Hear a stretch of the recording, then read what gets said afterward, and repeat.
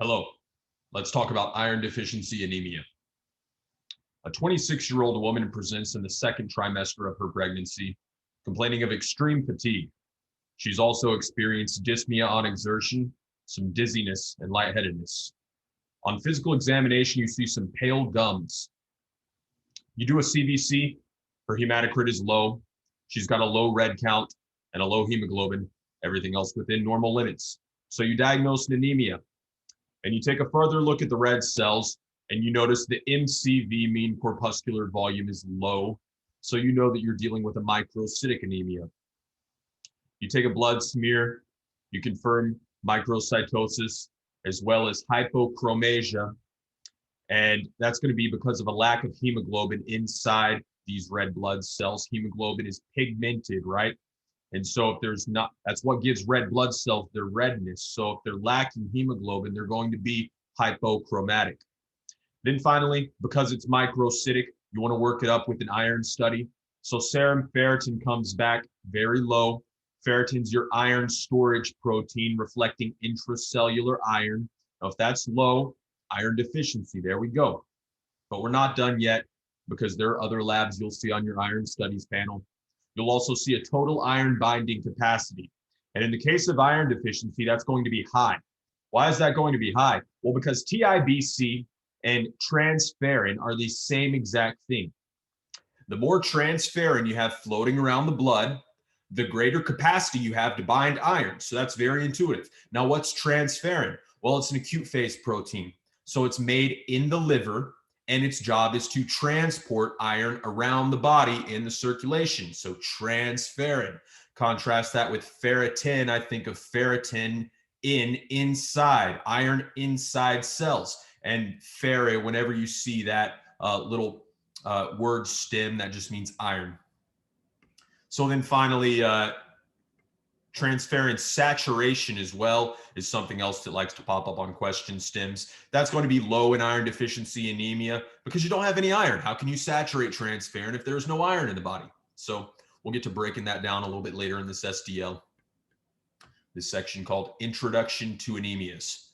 The anemia is the reduction of the total circulating red cell mass below normal limits. So real simple definition is you have a functional deficit of red cells. Now, you can also define it by hemoglobin, which makes sense because the red cell is the only cell in the body that really carries hemoglobin. So if you don't have a lot of red cells, your hematocrit's going to be low, and so will your hemoglobin. So both those parameters, hemoglobin, hematocrit, proxy, red cell quantity in your blood. So obviously, very tough to count number of red cells. These proteins, a lot easier to assay for. And it makes me think of the rule of threes. Your hematocrit should be about 3 times your hemoglobin. And this is important, especially whenever we get to red blood cell transfusions, because if you give someone 1 pack of red blood cells, that means that after you transfuse them, their hemoglobin should go up by 1 point and their hematocrit should go up by 3 points. So if it doesn't, you get an inappropriate response. The very first thing you should be thinking is the patient's got some sort of internal bleed, probably in the gastrointestinal tract. So if you give somebody 3 units of packed red blood cells and their hemoglobin goes up 1 gram per deciliter, you ought to have a very high suspicion that they're still hemorrhaging somewhere in their body. Now, you've got a reduction in red cells. So to understand the differential, you need to understand where red cells come from. And that's the next section of this SDL. Red cell growth is stimulated by erythropoietin, which is a hormone that comes from the kidneys. And here's how it works. I'm going to go to some slides here. Erythropoietin stops cells of the erythroid lineage from committing apoptosis when they're growing. So let's reword that.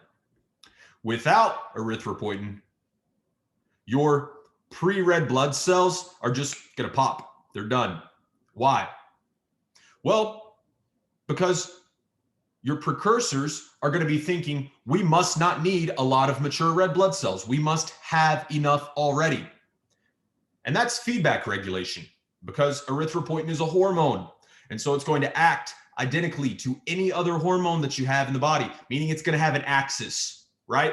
And whatever's downstream on the axis is going to come back around and talk to whatever's upstream in that axis and tell that productive organ whether or not you need more or less of a given, in this case, cell type. So this slide is a very good example of that feedback loop. You make some erythropoietin in your kidneys and goes to the bone marrow, tells your RBC precursors, hey, we need some oxygen, because hypoxia is the stimulus for erythropoietin production. So you'll make some red blood cells and correct that hypoxia, because red blood cells have hemoglobin, which carries oxygen to tissues. So if you make some red blood cells and you still haven't corrected the hypoxia, you're just going to keep making erythropoietin until you have enough red blood cells to hopefully correct that hypoxia. So that's the hormonal feedback loop that causes you to make new red blood cells. Now, you got different steps in the production of a mature red blood cell known as the erythrocyte, which is number 6 on the far right of this kind of linear segmented graphic here. And first off, I want to say, don't get intimidated by this stuff. It's real easy, and the differences between these different cell types visually are pretty clear, so that once you get the names of them down, you're going to be able to recognize them visually again, no problem. So where I would like to start is with the good old erythrocyte. Let's take a look at a normal peripheral smear, and these are normal red blood cells. And here's some platelets for a size comparison next to them. And you notice that they're red, kind of purplish, and there's a little area of what we call central pallor in all of these red blood cells. And what that means is that they look like a donut or a fat tire. And the inside of these cells is just, it's lighter, it's lacking coloration compared to the rest of them. So why is that? Well, it's because your red blood cell is a biconcave disc. And so the center of the cell is going to be thinner than the perimeter of the cell. It's going to be shaped like a biconcave disc. And so what that means is that all the hemoglobin is most concentrated. There's more hemoglobin around the outside of the cell. And so because hemoglobin is a pigment and it's got color to it, if there's more hemoglobin on the outside of the cell compared to the inside, there's going to be more coloration around the outside of the cell compared to the inside. So that's your central pallor, and that's normal. Another normal peripheral smear. Don't be surprised if you see these PMNs down in here, some monocytes or lymphocytes, T cells, B cells. You can also see on a blood smear. And again, we've got these red blood cells. They're red, right? They got some central pallor to them because they're biconcave discs. Right on. So the reticulocyte is the immature or baby red blood cell. It's about to become a red blood cell, but it's about 1 whole day away from doing so. So your bone marrow makes, obviously, red blood cells, and it sends them out into the bloodstream when they're ready. And the reticulocyte is right about when they're ready. So normally, you've got 1 to 2% of all red cells circulating in your blood are going to be reticulocytes. Now, these cells are important because they're elevated in anemias. Because what's an anemia?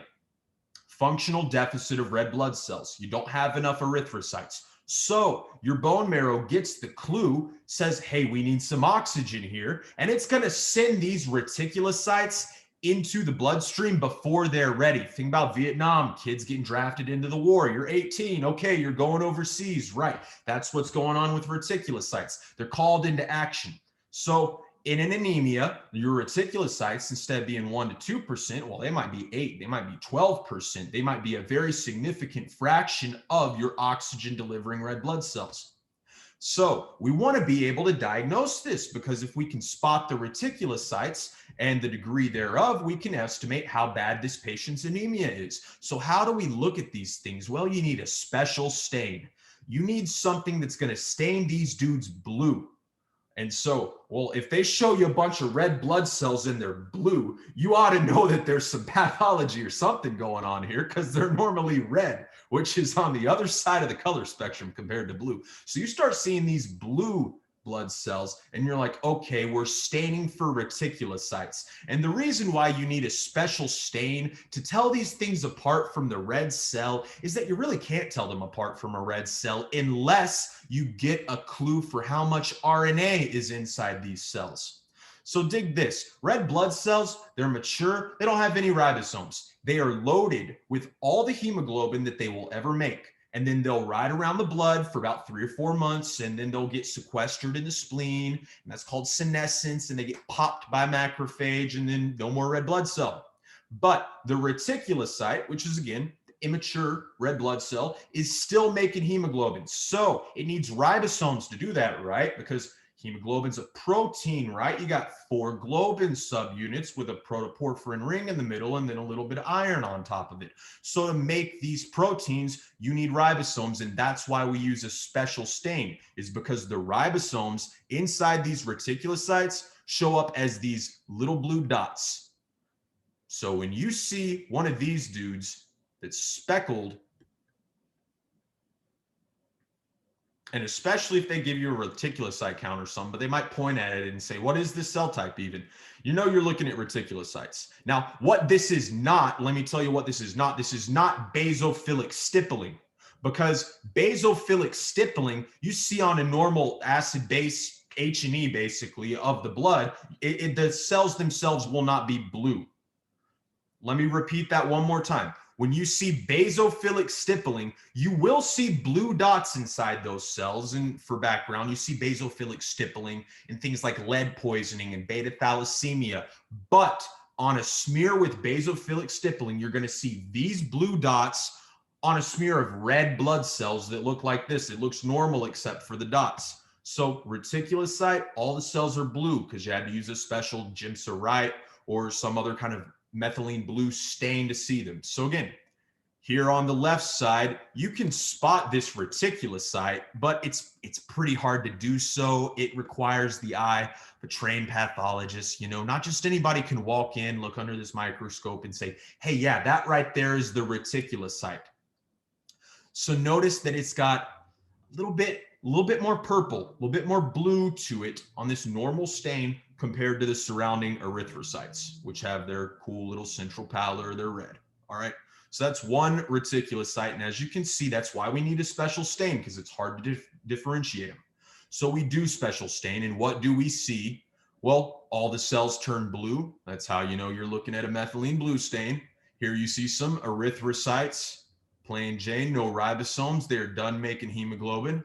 And then you see some reticulocytes with some ribosomes inside them that are really picking up that crescel blue, methylene blue, Gimsa special stain.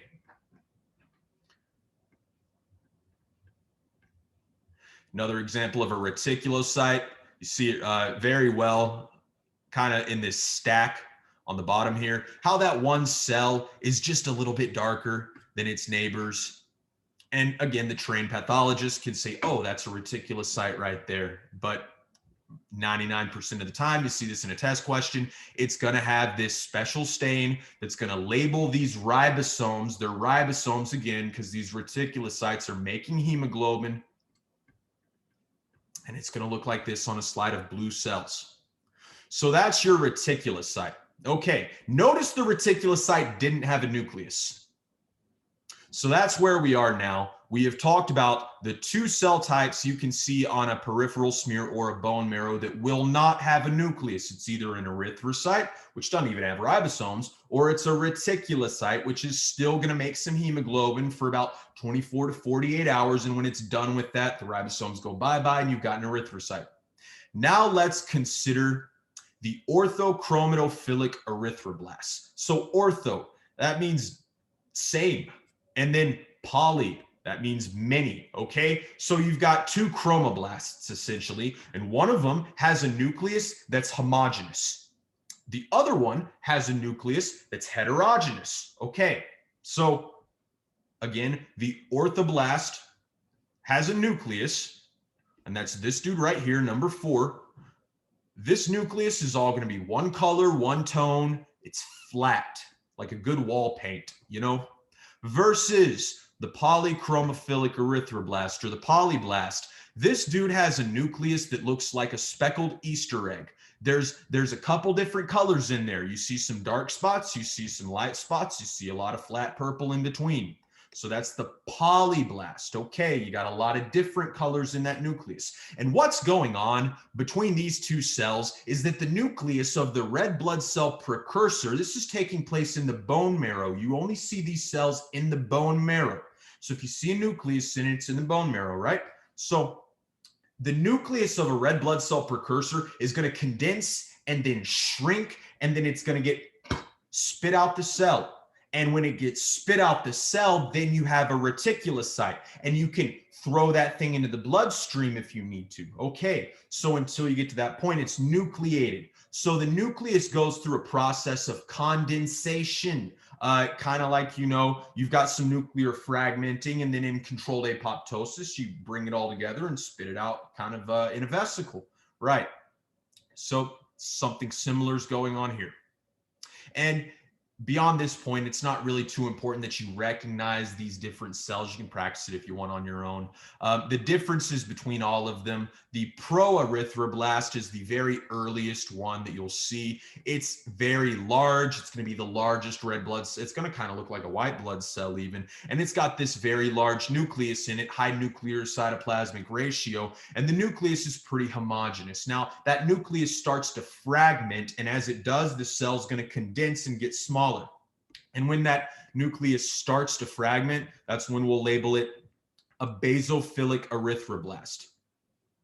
So then from there, last little recap, just keeps on going. You hit your polyblast, and then you hit your orthochromoblasts, in which the nucleus is done condensing. Then you spit that nucleus out. You've got a reticulocyte, which still has RNA, and then you end up with an erythrocyte, and that's your adult red blood cell. So let's look at some electron microscopy. This is really cool stuff because up here in the upper right, we've got an adult red blood cell. Right here, this dude in the middle on the left is corresponding to your reticulocyte. So your baby red blood cell, but notice, do you see a nucleus in this picture? I don't. So because this thing doesn't have a nucleus, you know that you're looking at a mature red blood cell, but we zoom in and we see that it's really speckled. There's some dark dots here. It kind of looks like you're looking at a grainy photograph instead of something that's a lot. I mean, that's clearly a biconcave disc. But then what's accounting for this? And the answer is ribosomes. We're picking up little ribosomes on electron microscopy. So that should make sense because you're still making hemoglobin in these reticulocytes. And then we move down even further, and this dude in the lower left panel is going to correspond to our orthochromatophilic erythroblast or our orthochromoblasts. Remember, this thing has a condensed nucleus, and you can see that on electron microscopy here because it's got a big thick stripe around it. Everything's gone out to the perimeter of the nucleolus, and that thing is about to get expulsed from the cell. And you can also see little ribosomes just kind of seeding the cytoplasm up throughout. And then we go to the upper right here. You've got a polychromoblast right here. It's still got a lot of ribosomes again. It's got a nucleus. And then in the bottom right, we've got, what's that one before the poly? We've got a basophilic erythroblast. And so this dude's got ribosomes all over the place. It's got ribosomes like there's gas stations on the street, you know, and then it's got a nucleus too. So I show you all this to bring up what separates a microcytic from a macrocytic anemia. So your red blood cells divide, and then at a certain point, they spit out their nucleus. And so what determines how many times they divide before they spit out their nucleus? And the answer to that is going to be the concentration of hemoglobin inside these red blood cells, because these ribosomes that they're filled with are perpetually making hemoglobin. So if you have enough hemoglobin, your cell's going to say, all right, we're ready to go. We don't need to divide anymore. But if you don't have enough hemoglobin, what's going to happen is the cell's going to say, hey, we need to keep dividing because the concentration of hemoglobin inside these cells It's not high enough. They're not going to be able to deliver oxygen. So if you have a hemoglobin deficiency, cells will just keep going through mitosis until the concentration of hemoglobin per cell is a little bit closer to what you want. And so that's why you have a microcytic anemia. The concept here is the cell is small. Why is the cell small? Because it took more mitoses to make a cell with a sufficient hemoglobin concentration. And you know that when a cell divides, it pinches off. It literally splits into two, and then you go this way, you go this way, right? And so if you do that, I mean, both of those cells are smaller than the cell that it came from. So that's why you have a microcytic anemia. There's more mitoses. So let's contrast that with a macrocytic anemia. Getting a little bit ahead of ourselves here. That's okay though. What is a macrocytic anemia? The cell is big. So the two most common causes of this are going to be B12 deficiency and folate deficiency. And those are going to be macrocytic megaloblastic anemias. And megaloblastic just means it's got a very big nucleus proportionate to its cytoplasm. So why would you get a macrocytic anemia? Well, it's real simple. You look at this EM and you can tell that the thing's got a nucleus up until a certain point, and then it doesn't have a nucleus anymore. So if you just don't have the DNA, do you think you're going to be able to undergo the number of mitoses that you want to go through before you send a reticulocyte or an erythrocyte out to circulation? And the answer to that's no, because you just straight up can't make the DNA because you don't have the DTMP, because that's where B9 and B12 come in, is in that methylation of uridine to thymidine, DUMP to DTMP, deoxythymine monophosphate. So you're not making any T, and so you're not making a whole lot of DNA as a result. That's why you have big cells in your macrocytic anemias, which are primarily the vitamin deficiency ones. It's because you just can't go through mitosis. And so these cells can't split apart and shrink themselves a little bit. So less mitoses, bigger cells. So that's a whole lot. And I'll just end by saying, again, know the erythrocyte, understand that we recognize the reticulocyte with these special stains and that you see ribosomes inside them. But other than that, don't get too worked up about these various other cell types. It's good to know, but kind of low priority. So back to the SDL. I highlighted here, reticulocyte, you cannot identify these from the erythrocyte without what's called a supravital stain. Examples would be methylene blue or cresol blue, and it's going to stain the RNA inside these reticulocytes because they're still making hemoglobin. So, different anemias. Working up an anemia, I've found is so cool so far. I mean, I know I haven't done it on these patients yet, but reading about how we work up anemias, I really dig it because it's very formulaic. There's a really good precedent for how we ought to do this, and the best way to break down an anemia is illustrated at the top of page 5 here. You want to get your MCV, your mean corpuscular volume, first and foremost. That should be, if you had to order one test besides a CBC, that's going to be the one that's going to give you the most information. Is it microcytic? Is it macrocytic? And as it turns out, there's a pretty strict differential for what it could be if it is microcytic or macrocytic. Now, after that, if it's normalcytic, the next thing you want to get is a reticulocyte count.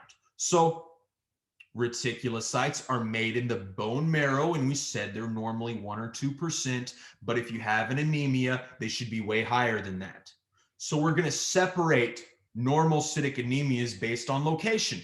Is there a problem with the bone marrow, or is the problem with something else like the red blood cell, or maybe it's a hemolysis? This is kind of similar to doing kidney failure, right? We can take the fractional excretion of sodium and we can say, okay, if this patient's FeNA, fractional excretion of sodium, is like 5 or 6%, well, then we know that their kidneys are damaged because normally you should not be peeing out that much sodium.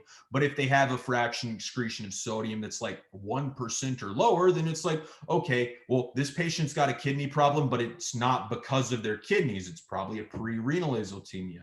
So something similar here. Where's the problem? If you don't have a high reticulocyte count, but you do have an anemia, problem might be in the bone marrow.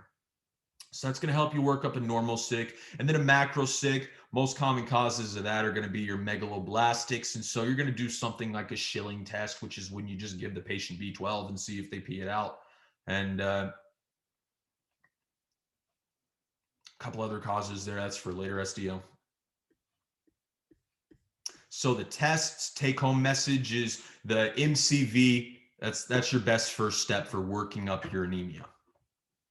Now, we can classify anemias based on decreased red blood cell production, increased red blood cell destruction. Nobody really does that. I mean, you know, a hemolytic anemia when you work it up, but it's not like you're going into it saying, I don't know what I'm trying to say there.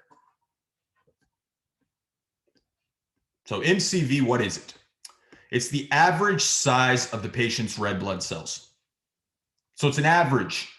That's important. Calculated in femtoliters. We can also take the mean corpuscular hemoglobin, which is the average hemoglobin content in a red blood cell. The degree of hemoglobin in a cell is reflected in their color. Normochromic, normal amount of hemoglobin. Hypochromic, low amount of hemoglobin. Then we've got another important test, red cell distribution width. And this machine, like the MCV machine, how these machines work is you take a sample of red blood cells in fluid and you put them into a cylinder, right? And they funnel into an aperture, and it's so thin that it's like, all right, single file line, one at a time. So the red blood cells, you know, it's like being at the DMV. They're like, oh, we got to do this. We really got to do this. Got to take all day. But then they're like, okay. And so they just walk through this little aperture, one cell at a time, and the aperture's got a laser beam that shoots through to the other side, and it'll pop out and tell the computer as each cell passes through individually how wide that cell is. And so the computer keeps track of it, and it'll give you the average size of those cells, and that's the MCV. But then it's also going to give you the range of that set, which is the difference in size between the biggest and the smallest cell. And that's your red cell distribution width. Now,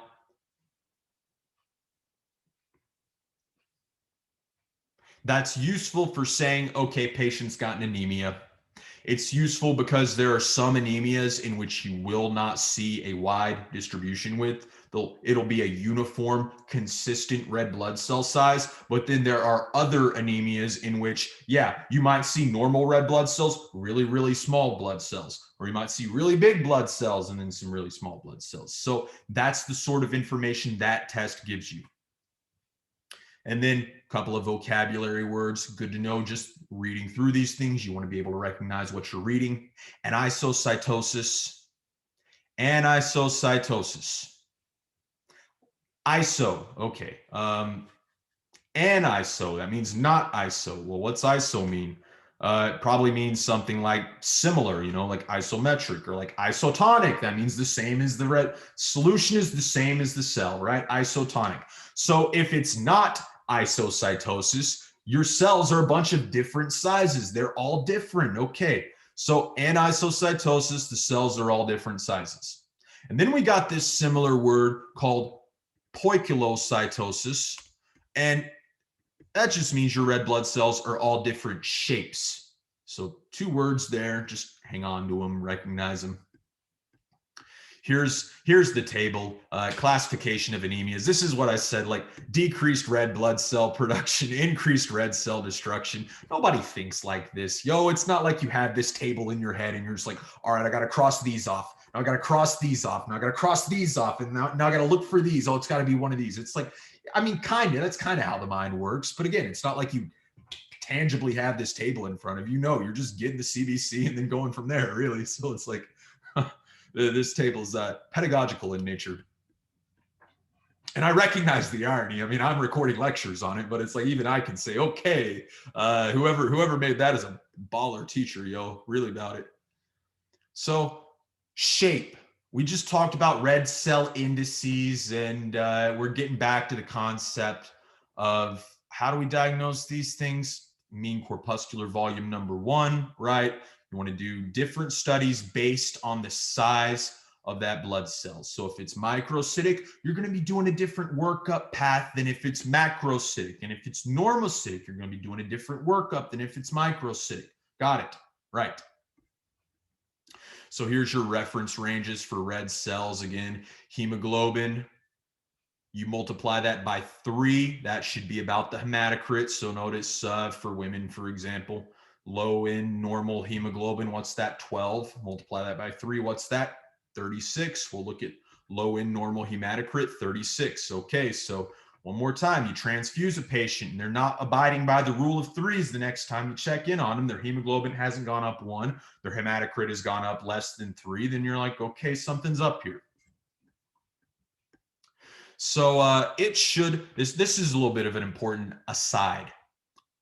It should always be considered that mean corpuscular volume is an average value and therefore does not provide information about the homogeneity of the red blood cell population. So what does that even mean? Well, that means that if you have some really big cells and some really small red blood cells, then the machine that has your red blood cells go single file. When it pops out an average, it's going to say, oh, yes, sir, the average red blood cell is totally normal. And that's going to be bad, because you're going to have some really big blood cells and some really small red blood cells. So really, it would be, in this scenario, 2 different types of anemia, which is absolutely possible. I don't want you to think that anemias are going to be, oh, patient either has this or this. Well, both is also a possibility. There's a third answer on the table here. So big example of that would be an iron deficiency anemia, which is the most common cause of anemia worldwide. And it's estimated that something like 10 to 12% of the population of the world has an iron deficiency anemia. And then you would have another anemia superimposed on top of that for 2 simultaneously. So because a chronic iron deficiency anemia is microcytic, well, maybe if you had a macrocytic B9 or B12 deficiency anemia, again, the MCV might be normal. So really rare, but just keep your eyes out for that. So now we get to the point of this particular SDL, which is iron deficiency anemia, which is a microcytic anemia. So I'm going to spend a lot of time on microcytics here. Now, understand that the mechanism of every single microcytic anemia is you can't make hemoglobin. There's a problem making enough hemoglobin for your red blood cells. And so what happens? Go back to this slide. If you're not making enough hemoglobin, your red cell precursors are going to undergo more mitoses so that there is enough hemoglobin in these red cells. And so as a result of that additional degree of mitosis, the cells are going to be a little bit smaller because they've divided a greater number of times, and that's your microcytic anemia. So you don't have enough hemoglobin, you get more cell divisions, you get a microcytic anemia. Now, looking at the different causes of microcytic anemia, you got iron deficiency, so that makes sense why you wouldn't make hemoglobin. You've got anemia of chronic disease, in which your body has iron, but your red cells aren't getting access to that iron because of the effects of hepcidin. Then you've got your thalassemias, and a thalassemia is just an autosomal disease in which you have a problem making a particular hemoglobin chain. So the globin component of hemoglobin, that's the protein part. So alpha thal, that's an alpha globin problem, and beta thalassemia, that's a beta globin problem. So again, back to that similar theme, trouble making hemoglobin. Then you can have lead poisoning. And lead poisoning is going to give you a sideroblastic anemia, which is a variant of microcytic anemia. And now with lead poisoning, the mechanism of that is that lead is a heavy metal, just like iron. So lead likes to denature the enzyme that works on iron to put it on hemoglobin, and that's called ferrochelatase. It's a chelating agent. It takes a heavy metal and it puts it on a protein. So lead kind of competes with iron for that enzyme, and it messes up that enzyme in the process irreparably. And so because there's an enzyme defect in the hemoglobin synthetic pathway, low hemoglobin, microcytic anemia. All right, so you can rule out or rule in the top 2 of these microcytic anemias, iron deficiency anemia and anemia of chronic disease, just by doing an iron study. Because if you have a thalassemia, your iron levels will probably be normal or very close to normal. If you've got lead poisoning, it's like, is there anything wrong with your iron? Well, no, not necessarily. And Contrast that with iron deficiency anemia. Okay, iron's low. I wonder what this could be. You know, it's like check. And then anemia of chronic disease also has very particular findings where blood iron is going to be very low, and transferrin saturation also going to be very low. But then you take ferritin, and ferritin's going to be through the roof because you have tons of iron in anemia of chronic disease, and it's just inside the macrophages of your bone marrow. So ferritin is the test that's going to differentiate iron deficiency anemia from anemia of chronic disease because they present very similarly. Then you got your normal cytic anemias, then you got your macrocytic anemias. I will not dwell on those any longer. Now, how do anemias present in general? Big symptom is pallor, paleness. So if your red blood cell is pale, if it's got exaggerated central pallor in an anemia, what do you think, the rest of you is going to be pale as well? Good bet. So things like the folds of your skin on your hands peripherally, those are thin compared to the surrounding skin. Things like your gums in that case that we looked at the start of this. Again, very thin skin. If you've got a pallor in your blood cells, it's going to present first where the skin is thinnest. And so you'll just see vampire skin, essentially going to be way paler than the rest of their body. Hypoxia. Okay. A lot of symptoms related to generalized hypoxia. So that makes a lot of sense. What's an anemia? It's a functional depletion of red blood cells. What's the red blood cell do? Well, it carries oxygen to your tissues. So if you don't have enough red blood cells, then you're not oxygenating peripherally. So you're going to get things like shortness of breath. Okay, because it takes a lot of work to breathe. It takes a lot of ATP to breathe. It takes a lot of oxygen to run oxphos and the electron transport chain to get that ATP. That's why you see fatigue and maybe dizziness and lightheadedness, because it takes a lot of oxygen to run your brain. And if you're not sending enough oxygen to your brain, you will get lightheaded. Palpitations, tachycardia, sympathetically activated, right? You're going to be trying to breathe a whole lot.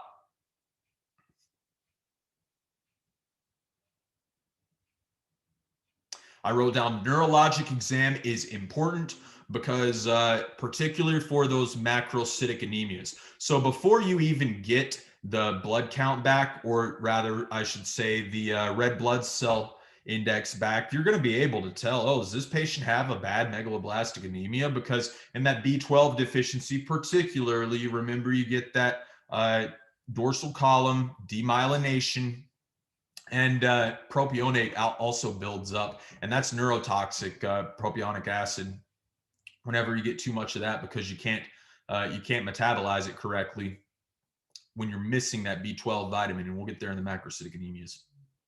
So those are the symptoms. How do you work it up? You're going to get a blood count, number one. You're going to get a mean corpuscular volume, number two. How big are these cells? And then you're going to go in a different direction based on how big the anemia is. If it's microcytic, you're going to get an iron study.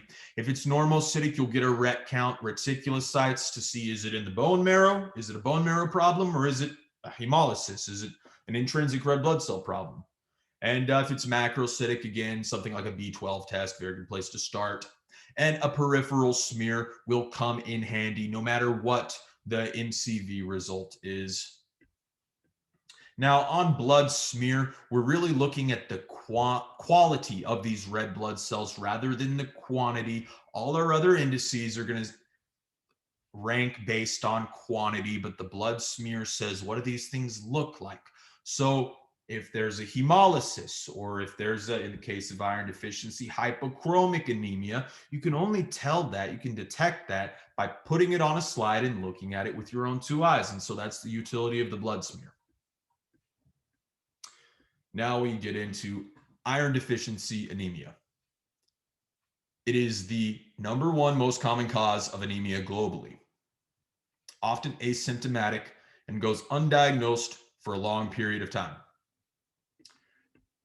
Now, SDL says the global prevalence of anemia is about 33%.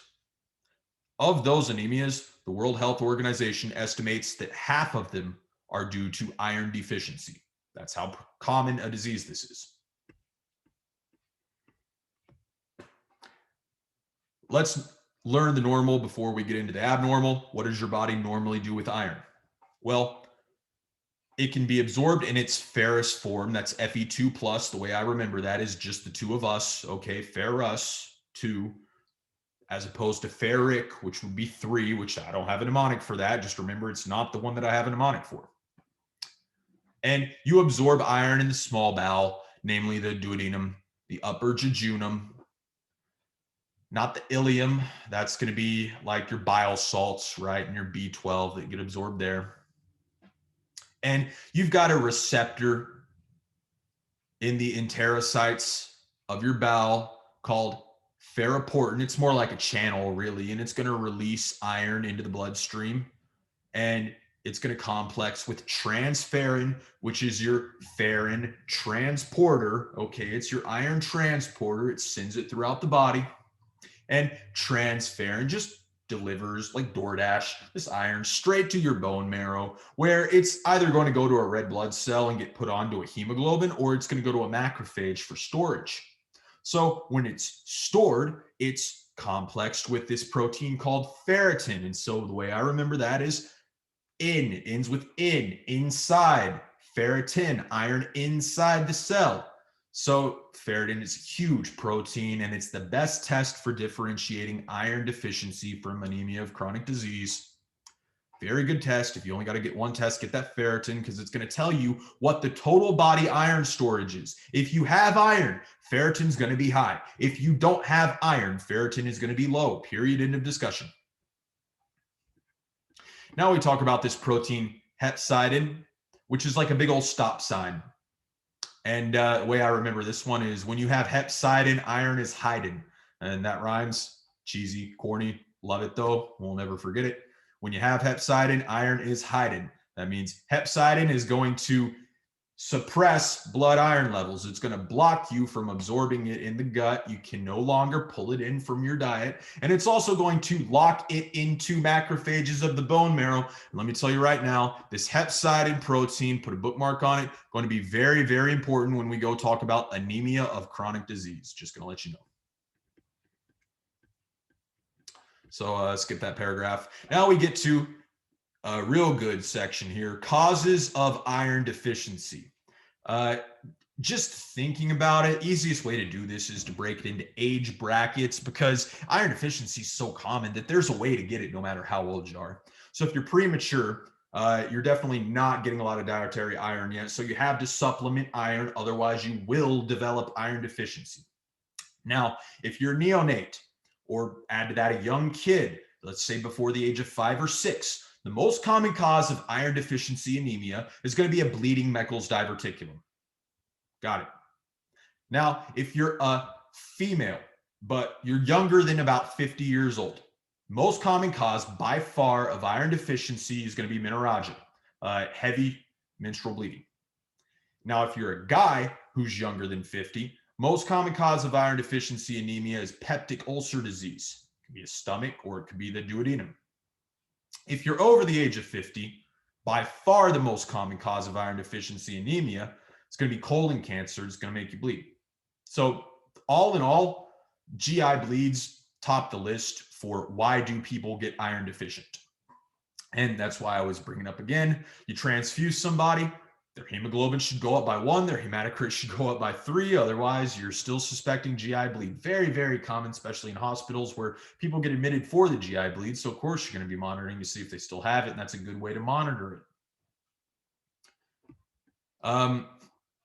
Last little note, do not say Meckel's diverticulum if it's not a kid on an exam. Is it possible? Yeah, but most of those Meckel's diverticulums have bled by the age of 4 or 5. I think like 90% of them. Very uncommon, very rare in adults. You actually see that thing bleed. It would have bled already. So we're talking about a bunch of GI bleeds. And so understand iron's absorbed from the gut. So anything that's going to tear your small bowel up, is that going to give you iron deficiency? Probably. Along with deficiency and a few other things too. Iron deficiency is going to be pretty easy to get though. So things like celiac, sprue, small bowel strictures, autoimmune gastritis, Helicobacter pylori, again, leading to some mucosal ulcers down there in the duodenum. Gastric bypass, you're going straight to the ileum now. It's like bye-bye duodenum, bye-bye half the jejunum. So if iron gets absorbed there, not as much iron is going to get absorbed. So you're going to have to supplement these things hardcore, or maybe even subcutaneous, parenteral, get these nutrients into these patients some other way, because otherwise they're going to get deficient. And don't forget IBD, Crohn's, definitely Crohn's, not so much ulcerative colitis. That's not iron country, but Crohn's disease for sure can involve the small bowel to the point where the patient's going to develop an anemia, because Crohn's can bleed too a little bit. Also, I mean, we are still talking about GI blood loss, shows you how important that is. Colon cancer, very, very common cancer, guys. Top 3 common cancer. Gastric cancer, that's top 5 in a couple countries, but its prevalence is falling. What's the cause of gastric cancer? Normally H. pylori, and smoking as well, and then nitrites and meat. Those are 3 big ones. Peptic ulcer, angiodysplasia. Angiodysplasia is going to be essentially, you've got like an AVM, arteriovenous malformation, or some other sort of weird kind of just architectural thing going on with one isolated capillary bed or arteriole, and that can just be a source of remittent chronic bleeding. And hereditary hemorrhagic telangiectasia. Somebody tell me what the common folks name for that disease is. And when I say common folks, I mean myself, because that's the one I remember it by. It's Osler-Weber-Rindu, right? Where you've got little spots on your gums and lips, right? And they might even be blue, okay, in color. And so if you look in a patient's small bowel, they've got these little spots there too, and that's your Osler-Weber-Rindu. Parasites. Very common outside America. We've got hookworms, Necator americanus. I guess that one's common in America. Ankylostoma. Remember, those 2 dudes like to get in through the soles of the feet. Maybe if you're like walking out on a beach somewhere. Whipworm. That's Trichiuris trichiura. Schistosomiasis. All causes of schistosomiasis. All those different dudes can give you a blood loss. So you're going to see eosinophilia, I believe, with every single one of those. And a high IgA, that's your mucosal defense, right?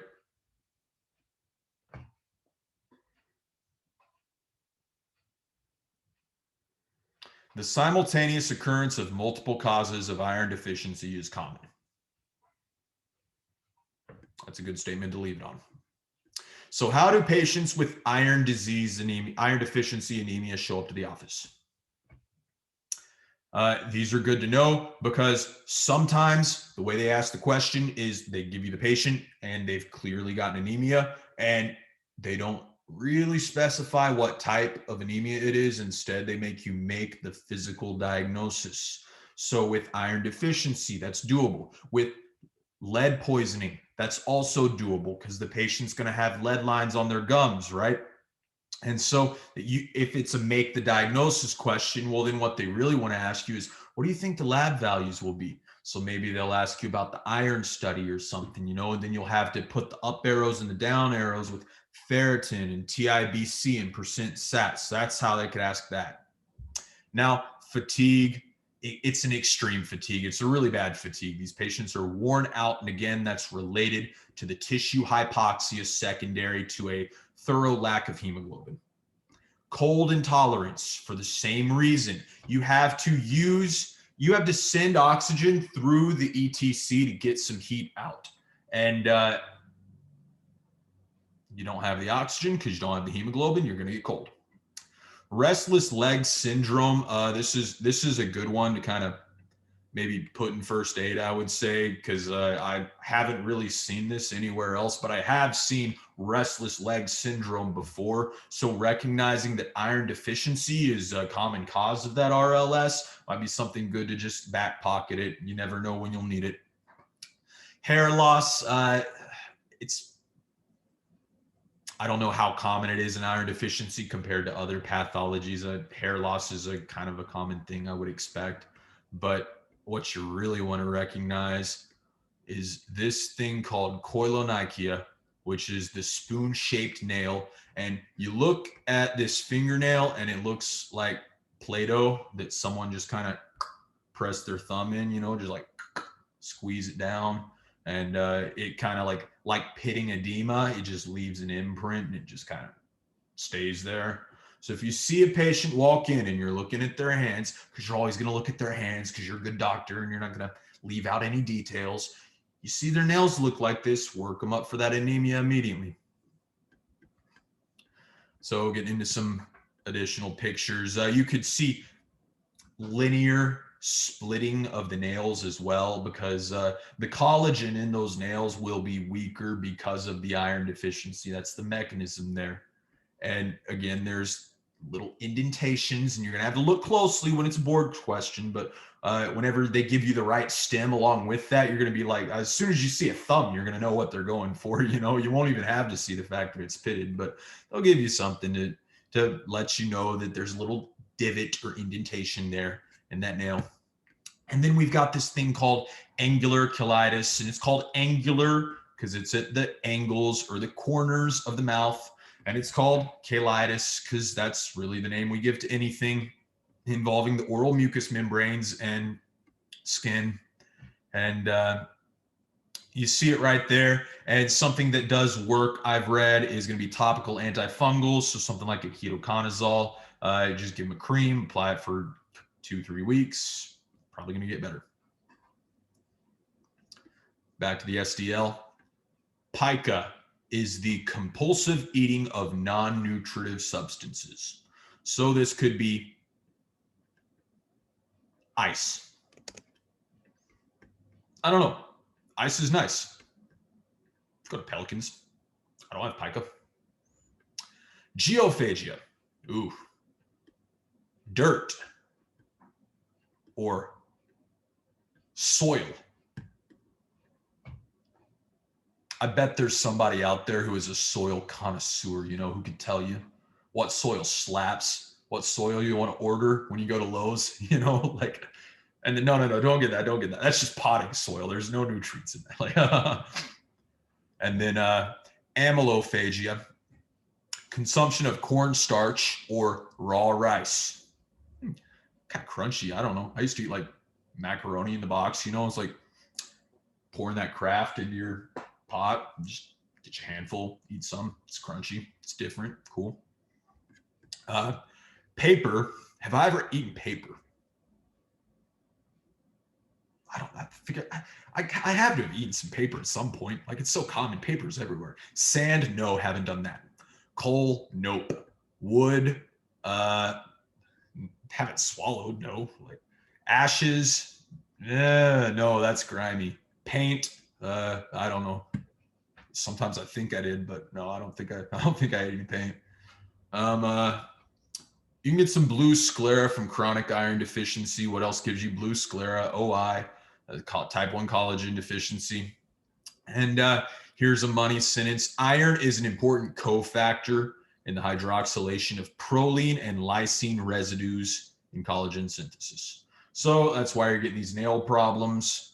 And that's also why vitamin C helps you absorb iron, or rather, put these together in your mind. Iron and vitamin C are both important in collagen synthesis. So vitamin C and iron tend to get co-absorbed because vitamin C is a reducing agent that can turn ferric iron into ferrous, Fe2 plus iron, help it get into the small bowel.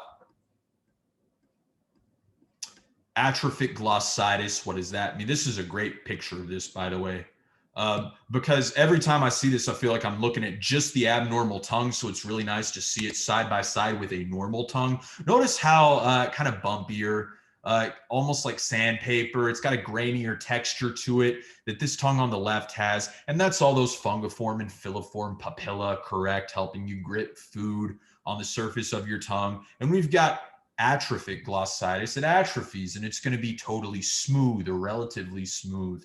And so that's a problem. And this can reflect a lot of different malnutrition states. So not just iron deficiency, but like B1, B3, a couple other of the B complex vitamins can give you this glossitis. B12 can. So relatively non-specific, but clues you into a nutritional deficiency. back to the text, upper esophageal webs, which is similar to a small bowel stricture, but not necessarily due to trauma. What goes on is this web grows as fibrous scarring following some sort of cell injury. And in the case of iron deficiency, it's because you're missing some important iron-containing enzymes. And so if these enzymes aren't functioning, then the cells take a bit of a hit. And so the reaction, whenever any reaction to injury involves some collagen, some M2 macrophages, a little bit of fibroblast action, there's your web. Okay. So if you have this web, that's not cool. It can cause trouble swallowing food. If you have this web and iron deficiency anemia, you got Plummer-Vinson syndrome, essentially. It's that triad of the web, trouble swallowing food, and iron deficiency anemia. So here's what a web would look like. Partial obstruction, about 10% or so of that lumen. And on a barium study, you see can get to a pretty severe degree of stenosis. You know, you're definitely going to have trouble swallowing solids, but maybe even liquids if that web grows large enough. So it'll kind of mimic something like, I don't know, achalasia or scleroderma. Remember, you can get some smooth muscle stenosis, lower esophagus there. Symptoms of iron deficiency, that's beating a dead horse. Fatigue, hypoxia, acute dyspnea with exercise. How do you work up an iron deficiency anemia? You do an iron study, ding, ding, ding. So you're going to have your MCV that tells you it's microcytic. And then you're going to be thinking, well, what's the iron? Because remember, two of those microcytics, go back up to this chart. You can cross these two off the list if the iron is normal or high, because iron's going to be low in those two. And then in a thalassemia, iron's going to be normal. And lead poisoning, well, there's no reason for iron to be low. Okay, so it's probably going to be a little bit high, actually, because you won't be able to use the iron that you have. So iron is your next best step following MCV with a microcytic anemia. Moral of the story, and if you had to pick one test, you want to pick ferritin. So let's talk about all these different parameters. Because again, very common question, the up arrow, the down arrow, which way is it going depending on the diagnosis? Serum ferritin reflects total iron in all your body, iron in storage. So if you have iron deficiency, serum ferritin is low, period, end of discussion. Serum transferrin, again, transferrin, is an iron transporting protein that's made in the liver. And listen to this, listen carefully to this. When you have a lot of iron, there's no reason for your liver to make a lot of transferrin. When you don't have a lot of iron, your liver gets the clue and starts popping out transferrin like there's no tomorrow, because any iron that's in the blood, you want to capture it. You want to grab it. You know, it's like hemoglobin whenever you're really low on oxygen. Hemoglobin sees an oxygen. Hemoglobin's like, you're mine. Come here, you know, gimme. So transferrin's going to do the same thing. It's just going to grab any iron that it sees. And you want it to do that if you're low on iron, because the only way iron gets into cells is with transferrin. So when there's low iron, serum transferrin is typically going to be high. Now, understand this too. Total iron binding capacity is the same thing as transferrin. They're the same exact thing. I don't know why they're two different things, because transferrin is the protein that carries iron in the bloodstream. And iron binding capacity reflects the ability of transferrin to carry iron. So if there's more transferrin, period, what do you think your iron capacity is? Your capacity to bind iron, is it up or is it down? It's up. It's obviously elevated because you have more transferrin. Okay, so if you don't have a lot of transferrin, what's your iron binding capacity?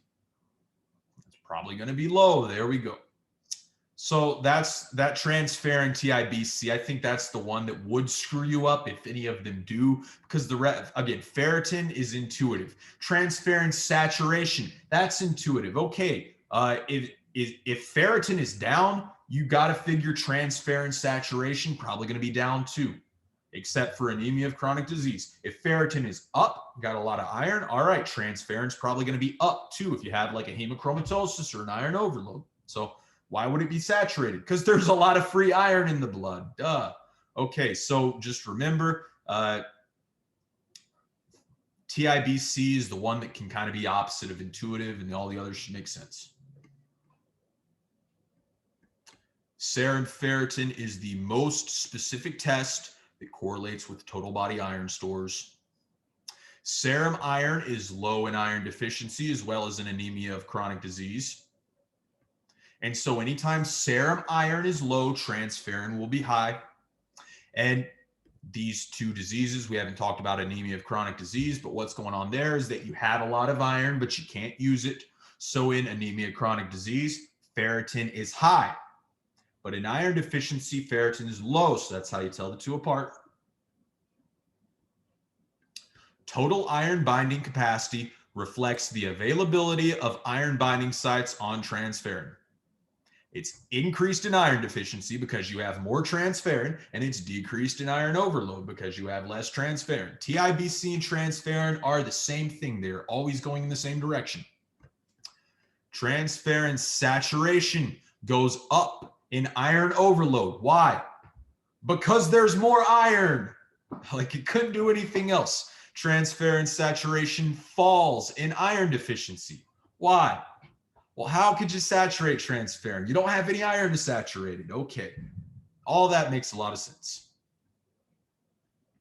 Diagnosis of iron deficiency anemia. Again, you get a CBC. You follow that up with a mean corpuscular volume. You find out it's microcytic. You do an iron study. You throw in a smear because pathologist gets paid too, and you get a reticulocyte count maybe. If it's normocytic, because sometimes these iron deficiencies really early on can present as a normocytic anemia, so you will especially be getting a reticulocyte count in that setting. Iron deficiency anemia, what do the cells look like? Microcytic hypochromic. Here we go.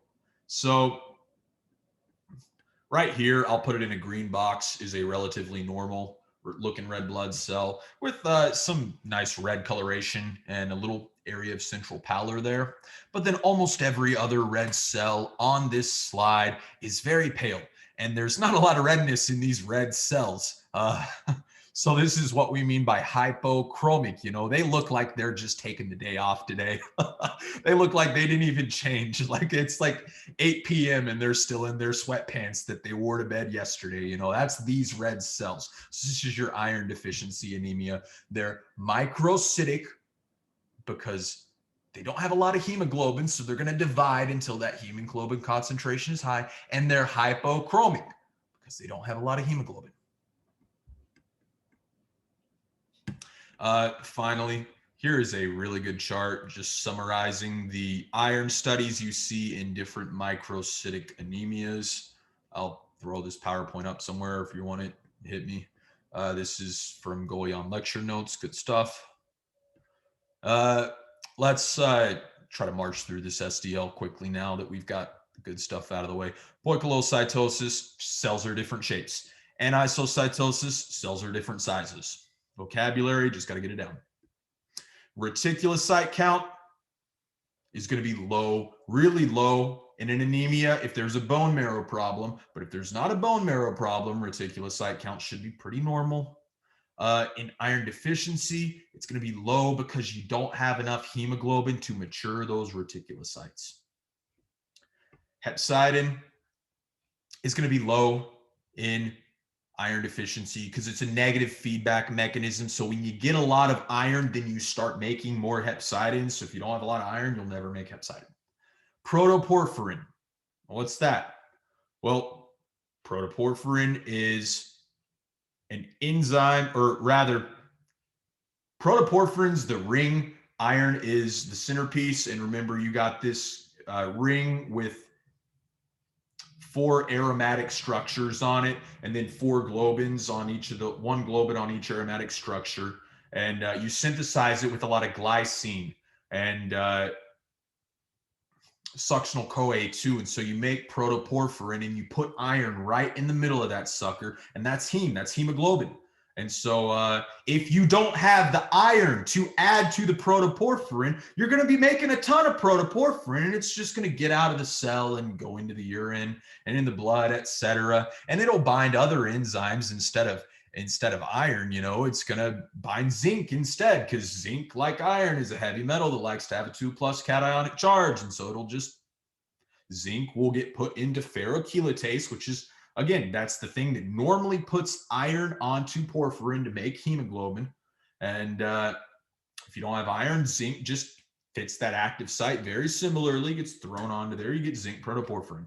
So that's talking about the enzymatic construction of the heme molecule. In the bone marrow, you can use a Prussian blue stain to look for iron. And big takeaway from this section is that macrophages are the cells in which iron gets stored in the bone marrow. It's not the chondrocyte or the adipocyte or the osteoblast or the anything else. It's the macrophage. And so when you need iron, you got to knock on the macrophage's door, and the macrophage is going to give you a little bit of iron. And we'll cover that again in anemia of chronic disease. Stages of iron deficiency. You can read that if you want. Principles of treatment. You got to get these dudes iron somehow, and dudettes, you got to get them some iron. So if they got a bowel problem, maybe you'll have to go parenteral, but normally you can just give them oral iron. And you got to make sure that they have an iron deficiency anemia, because in other anemias, you can have a low hemoglobin microcytic anemia with normal to high iron studies, such as a thalassemia. So if you give someone with the thalassemia iron and they just keep taking it, they're going to get iron overloaded, and that's terrible. So you have to make sure that the patient actually has an iron deficiency. Now, blood transfusions are a treatment used for many different anemias, and big takeaway here is you should not transfuse any substance into a person unless they need it, unless they're symptomatic for that thing that they're deficient in. So blood transfusion. Oh, my patient's got a minor anemia, you know. How do you feel? Oh, I feel fine. I feel as good as I have all year. Okay, you don't need a transfusion. Like, duh, why would you transfuse someone who feels fine? Same thing with like platelets, for example. Oh, print it out. My patient's platelet is 45,000. Are you bleeding anywhere? No. It's like, do you feel fine? Yeah. It's like, okay, dude doesn't need platelets today. Don't give him any platelets until he comes in with a really bad nosebleed or something that won't stop bleeding.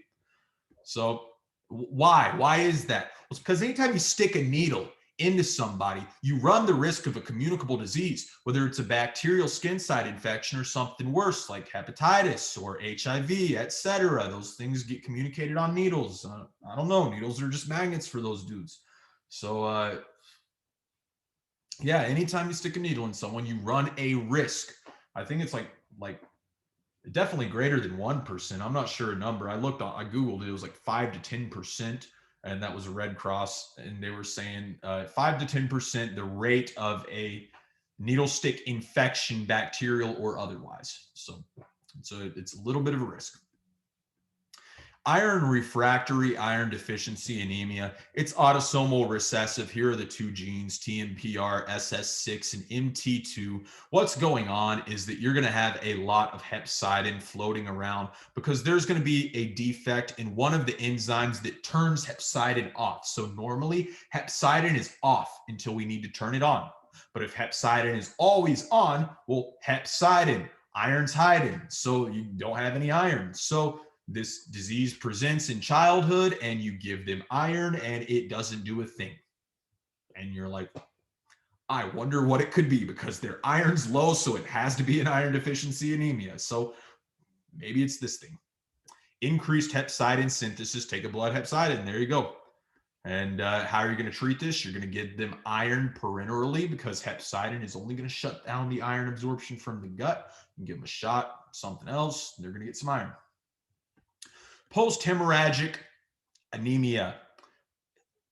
it's an anemia. Okay, I can't say it's not an anemia, but I want to, because it doesn't show up immediately and it corrects itself normally, naturally, physiologically. You don't even have to treat it. You just treat the volume problem, and the shock and the anemia will correct itself over time. So what happens is that patient has a hemorrhage, they lose a lot of blood, and fluid shifts back into the bloodstream if the patient's still around, and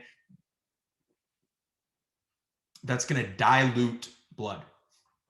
It says, let's see, hemodilution.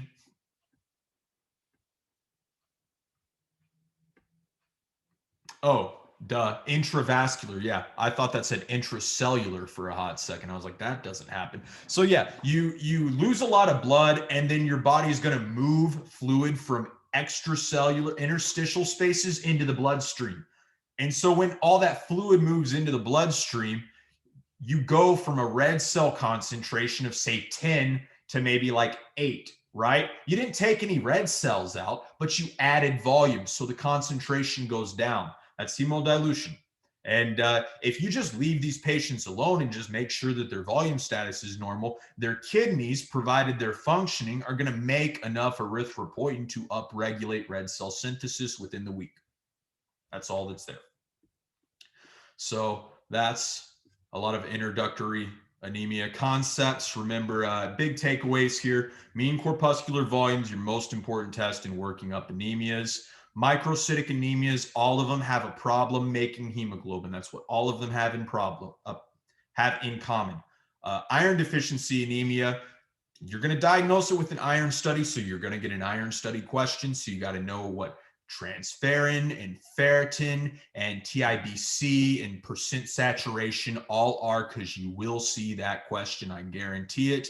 Understand the most common causes of an iron deficiency and anemia related to are going to be GI bleeds, which can occur in all age groups. If you're old, it's colon cancer. If you're young, it's probably Meckel's diverticulum. In women under 50, menstrual-based bleeding is a very common cause as well. And that's about it. Thanks.